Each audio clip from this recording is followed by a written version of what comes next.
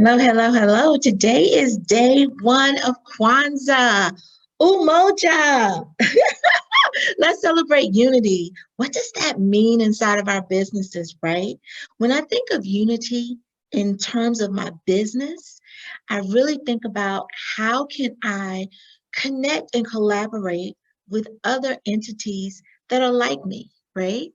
Not only to collaborate in a way that we can both grow and expand our business reach, but also how can I connect and unite with other professionals that know more than me, right? That I can learn from, that I can just be a sponge and soak up the lessons that they are giving in these internet streets.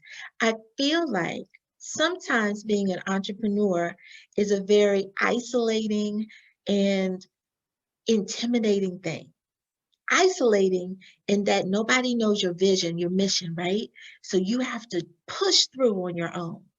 But intimidating because we're so diligent and so determined in doing that that we kind of alienate others around us instead of opening the doors to allow them to come inside and get a real bird's eye view of what it is that we want to accomplish, how we want to impact and affect change, right?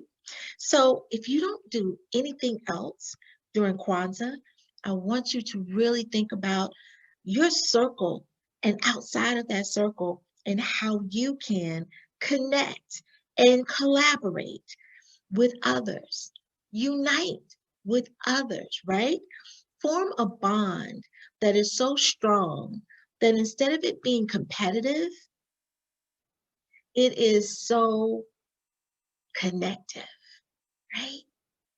I want that for you in 2021. So let's think about that together. I'm going to make my list. I want you to make your list.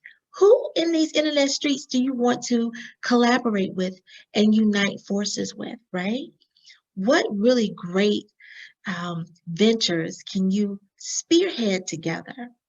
Make your list, all right? Umoja.